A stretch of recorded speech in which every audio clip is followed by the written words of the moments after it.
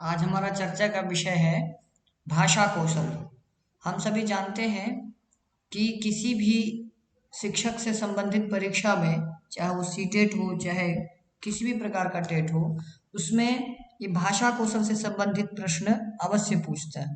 तो सबसे पहले भाषा कौशल के अंदर ये हमें जानना होता है कि भाषा कौशल होता क्या है। प्रायः जो हमारी परीक्षा है, सीटेट या कोई भी अन्य है, उसमें क्या पूछा जाता है कि भाषा कौशल का क्रम क्या है, यानी भाषा कौशल में बच्चे भाषा कैसे सीखते हैं। तो सबसे पहले श्रवण होता है, उसके बाद भाषण होता है, उसके बाद पठन होता है और उसके बाद लेखन होता है। ये क्रम भी कई बार परीक्षा में पूछा गया है कि भाषा कौशल का उचित क्रम क्या है, या भाषा कौशल में सबसे पहला जो स्तर होता है, सोपान होता है, वो कौन सा आता है। तो सबसे प्रथम सोपान जो होता है श्रवण होता है, और श्रवण से तात्पर्य है कि सुनना, और भाषण से तात्पर्य है कोई ये नहीं कि नेताजी जैसे भाषण देना। भाषण से तात्पर्य है बोलना, और पठन से तात्पर्य है जो वो सुन रहा है, जो वो बोल रहा है, वो उसको पढ़ रहा है कि नहीं। और सबसे अंतिम सोपान जो होता है उसे लेखन कहा जाता है।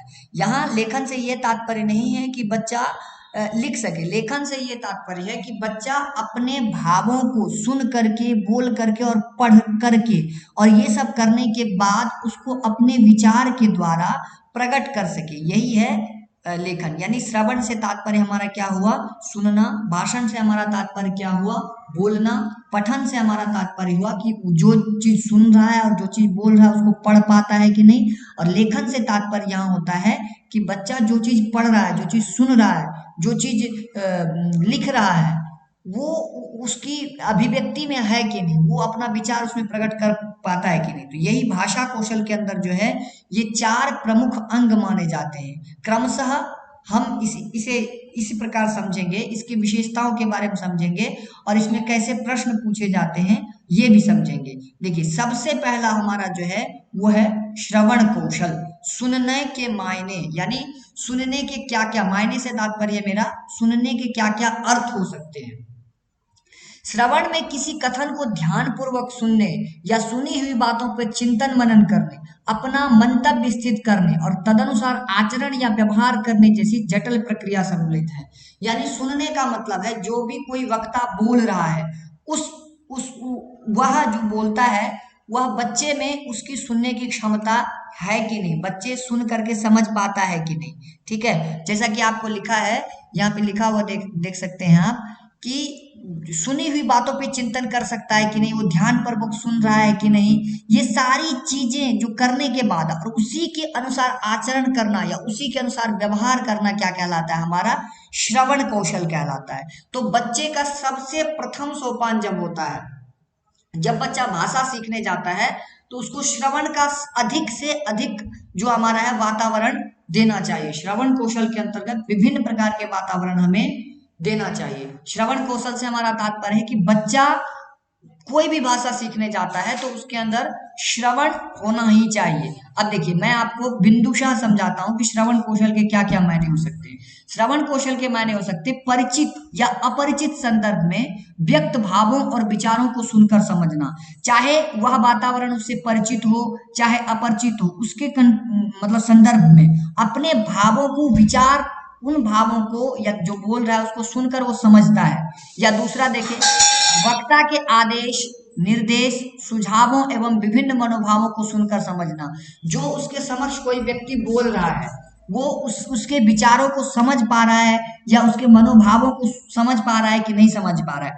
अब हमारे समक्ष प्रश्न आता है कि श्रवण कौशल को विकास करने के लिए किन किन चीजों की जरूरत होती है। तो देखिए, जैसे सुनी हुई कहानी, कविता, भाषण, वार्ता, साक्षात्कार, विचार विमर्श, वाद विवाद, इन सभी युक्तियों के द्वारा हम बच्चों में क्या कर सकते हैं, श्रवण कौशल का विकास कर सकते हैं। जब कोई बच्चा श्रवण कौशल का विकास कर लेता है तो उसके बाद क्या आता है, श्रवण कौशल का विकास करने के बाद बच्चों के समक्ष आता है भाषण। भाषण यानी बोलना, मायने यानी बोलने का क्या क्या अर्थ हो सकता है। हम यहाँ पे पीछे समझ चुके हैं कि जो कहानी है, मतलब कहने का तात्पर्य है कि श्रवण कौशल का विकास करने के लिए सबसे उपयुक्त विधि क्या होगी। आपको परीक्षा में सीधा पूछेगा कि श्रवण कौशल का विकास करने के लिए कौन सी युक्ति जो है सबसे उचित है।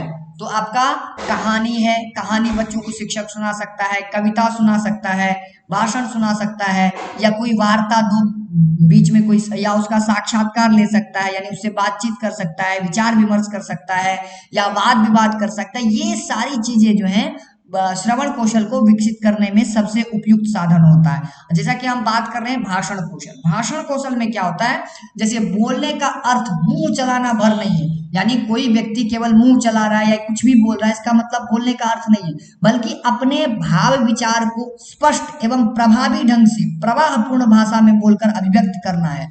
यानी अब भाषण कौशल हम किसको कहेंगे, कोई भी बच्चा अपने विचार को, अपने भाव को धारा प्रवाह रूप से, यानी प्रवाह उसमें बिना रुकावट के चीजों को अभिव्यक्त करता है, जो सामने वाले को स्पष्ट समझ में आता है। अब कुछ भी बोल रहा है और सामने वाले को स्पष्ट समझ में नहीं आता है तो भाषण कौशल नहीं होगा। जो भी कुछ बच्चा बोल रहा है तो उसको मतलब जो हमारे समक्ष कोई श्रोता है उसको सुनना आना चाहिए, और अगर वो कब कैसा बोलेगा, जब उसको किसी भी भाषा का विकास तब होता है जब ये श्रवण कौशल यानी श्रवणमय वातावरण उसे बहुत अत्यधिक रूप से, महत्वपूर्ण रूप से मिले। अब देखिए, अब मैं भाषण के जो क्या क्या है उसकी कुछ विशेषताएं बता, जैसे स्पष्ट एवं प्रवाहपूर्ण अभिव्यक्ति हो तभी वो भाषण कौशल होगा, अपनी बात को आत्मविश्वास के साथ कह सके तभी वो भाषण होगा, विचारों में सुसंगत क्रमबद्धता का विकास हो, यानी भाषण कौशल अगर हो तो यानी एक सीरियल वाइज, एक क्रमबद्धता के आधार पर विचार स्पष्ट होते हैं। कोई भी कहानी है या कोई घटना है तो वो जब उसके बारे में बोले तो वो इधर से उधर बिखरे नहीं, उसका एक संगठित रूप, सारांशिक रूप से वो बोल सके, इसी को हम भाषण कह सकते हैं। जैसे अगला हम देखते हैं चौथा, पढ़ी हुई सामग्री को सार रूप में व्यक्त कर सके। जैसा मैंने कहा कि सारांश रूप में होना चाहिए, तो जो वो पढ़ रहा है या जो बोल रहा है तो उस सामग्री को उसने जो समझा है उसको क्या हो, एक क्रमबद्धता के आधार पर व्यक्त कर सके। अब अगला जैसे पांचवा है, शब्दों और वाक्यों का उचित चयन करते हुए अपनी बात को कहने की कुशलता। अब जो एक पराकाष्ठा होती है भाषण की, पराकाष्ठा से मेरा ये तात्पर्य है कि जब वो निपुण हो जाता है तो कहने का मतलब कि शब्दों और वाक्यों का उचित प्रयोग कर सके, यही भाषण कौशल है। लेकिन सामान्यतः जब हम प्राथमिक स्तर में बच्चों को पढ़ाते हैं तो वहां भाषण कौशल का मायने ये हो जाता है कि बच्चा अपनी बात को समझा सके, वहां व्याकरण के इन सब चीजों के ज्यादा नियम का ध्यान नहीं रखेंगे। देखिए, अब भाषण कौशल की मौखिक अभिव्यक्ति के रूप जाना जाता है। भाषण कौशल क्या होता है, मौखिक अभिव्यक्ति, लिखित अभिव्यक्ति और मौखिक अभिव्यक्ति दो प्रकार का होता है। तो यानी जो भाषण कौशल होता है वो हमारा मौखिक अभिव्यक्ति होती है। भाषण कौशल किस में आता है, ये देखिए, जैसे कि मैं इसको अंडरलाइन कर रहा हूं, ये मौखिक अभिव्यक्ति में आता है। भाषण कौशल मौखिक अभिव्यक्ति में आता है, जैसा कि आप देख पा रहे होंगे। ये देखिए, भाषण कौशल हमारा मौखिक अभिव्यक्ति में आता है, ठीक है। इसके बाद देखिए, मौखिक अभिव्यक्ति के दो प्रकार होते हैं। जो भी हम मौखिक अभिव्यक्ति करते हैं उसके दो प्रकार होते हैं। एक तो अपना अनौपचारिक होता है और दूसरा यहाँ देखिए ये औपचारिक होता है। अभी अनौपचारिक और औपचारिक अभिव्यक्ति यानी मौखिक अभिव्यक्ति क्या होता है, अनौपचारिक यानी जिसका कोई एक नियमबद्धता ना हो, यानी अगर हम कुछ बोलते हैं तो उसकी एक सत्यापितता ना हो, यानी जैसे आम बोलचाल की भाषा, जैसे हम माता पिता से बात करते हैं, अपने भाई बंधु से बात करते हैं, अपने शिक्षक से बात करते हैं, वो क्या हो गया, अनौपचारिक हो गया, यानी जिस अनऑफिशियल जिसे हम इंग्लिश में कहते हैं। और औपचारिक क्या हो गया, जैसे साहित्यिक विधा या कोई आप पत्र लिखते हैं या कोई कविता लिखते हैं या कुछ भी करते हैं या कविता बोलते हैं, वो एक औपचारिक विधा हो गई। तो बच्चा भाषा कैसे सीखता है, बच्चे को अनौपचारिक वातावरण जो है वो ज्यादा से ज्यादा मिलना चाहिए, तभी वो भाषा को सीख पाता है। आगे देखिए, जैसे अनौपचारिक औपचारिक में मुझे लगता है अंतर समझ पा रहे हैं। जैसे साहित्य विधा के रूप, स्वयं की अभिव्यक्ति यानी कविता इत्यादि लिखने, कहानी आदि लिखने, बोलने, संवाद लिखना, व्याख्यान लिखना, ये वाद विवाद इत्यादि क्या है, ये औपचारिक रूप है। सभा संगोष्ठी में स्वागत भाषण, धन्यवाद ज्ञापन, परिचय देना, बधाई और शोक संदेश प्रकट करना, ये सभी औपचारिक अभिव्यक्ति के अंतर्गत आता है। लेकिन हमारे समक्ष ये प्रश्न है कि बच्चों का भाषा का विकास किससे ज्यादा होगा। तो अगर आप बच्चे को प्रवाहपूर्ण रूप से भाषा सिखाना चाहते हैं तो उसके समक्ष अनौपचारिक भाषामय वातावरण का ग्रहण करना होगा, जिससे वो बिना किसी लज्जा के, बिना किसी रुकावट के वो अपनी भाषा की अभिव्यक्ति कर सके। लेकिन अगर हम उसको बचपन से ही औपचारिक, मैं ये नहीं कह रहा कि औपचारिक चीजें समझाना जरूरत नहीं है, लेकिन फिर भी अगर हम औपचारिकता से इसको प्रारंभ करेंगे तो वो बच्चों में उसकी थोड़ी सी दिव्यांगता यानी विकलांगता आ जाएगी, भाषा वो अच्छे तरीके से सीख नहीं पाएगा। तो हमें बच्चों को क्या करना है, अनौपचारिक अभिव्यक्ति से बच्चों को भाषा सिखाने का प्रारंभ करना चाहिए। अब देखिए अंत में मतलब जो तीसरा हमारा है वो पठन कौशल है, जैसा कि हम यहाँ समझ पा रहे हैं। देखिए श्रवण आप देख पा रहे हैं, पहला श्रवण है, ठीक है, दूसरा भाषण है, तीसरा पठन है और चौथा लेखन है। तो ये तीनों दो हम समझ चुके हैं, ये दो समझ चुके हैं, श्रवण और ये श्रवण और भाषण। अब हम समझेंगे पठन क्या होता है। देखिए पठन करना ना सिर्फ तोते की तरह पढ़ लेना, यानी जब कोई बच्चा बहुत अच्छे तरीके से तोते की तरह पढ़ लेता है, जिसका मतलब वो नहीं कि पढ़ पाता है। पढ़ने का मतलब होता है वर्ण और शब्द का पहचान करना, उसका उच्चारण कर लेना, बल्कि उनमें जो निहित अर्थ है उसका भी बोध कर लेना, सामान्यतया उसका बोध कर लेना।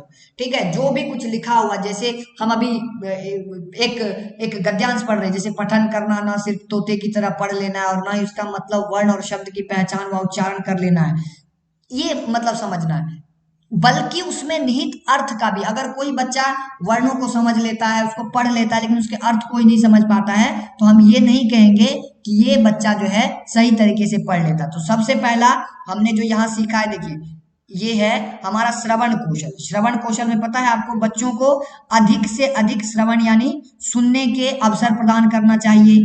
उसके बाद अगर वो अधिक से अधिक सुनता है तो स्वतः सी बात है कि वो भी बोलने की इच्छा रखेगा, एक मानव स्वाभाविकता होती है मानव के अंदर, तो वो भी क्या बोलने की इच्छा रखेगा। तीसरा है जैसे पठन कौशल है, तो पठन कौशल पे हम चर्चा कर रहे हैं कि पठन कौशल से तात्पर्य है कि बच्चा केवल और केवल पढ़ लेता है, उसका अर्थ नहीं होता है, बल्कि बल्कि यानी उसमें निहित अर्थों का भी बोध करना क्या है, पठन कौशल के अंतर्गत आता है। उसके अंदर जो निहित अर्थ है उसका भी बोध कर लेना ही क्या कहलाता है, एक पठन कौशल कहलाता है। कुछ बिंदुओं पे हम चर्चा करते हैं, जैसे 4-5 बिंदु हमने लिखे हैं।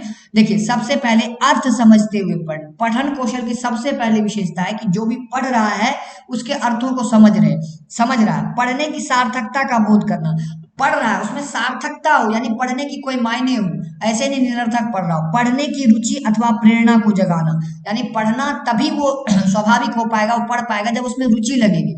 अब आगे चौथा, जैसे भाषा प्रयोग की विविधता का ज्ञान होना, जो भी भाषा प्रयोग करते हैं तो विविध प्रयोगों में उसको प्रयोग करना। जैसे कोई शोक संदेश है तो वहां पे शोक के आधार पे शब्दों का चयन करना, कहीं शुभकामना देना है या बधाई देनी है तो उस तरह से करना। यही पठन कौशल का क्या है, अर्थ है। ठीक है, तो सबसे अंतिम में जो क्या है हमारा, ये अंतिम है हमारा ये लेखन। लेखन से क्या तात्पर्य होता है, कई लोग लेखन का केवल तात्पर्य समझते हैं कि केवल लिखते हैं, जैसे क ख छ छ ट ठ या राम श्याम मोहन ये लिख देते हैं, इसका ये अर्थ नहीं होता। लेखन कौशल का अर्थ होता है आप सुन करके, आप पढ़ करके, आप बोल करके जिन चीजों को आपने ग्रहण किया है उसको अभिव्यक्त करना, लिखित अभिव्यक्ति। जैसा कि आप देख पा रहे हैं ना, यहाँ पे हमने क्या कहा कि भाषण कौशल मौखिक अभिव्यक्ति है, वो दो है, अनौपचारिक और औपचारिक।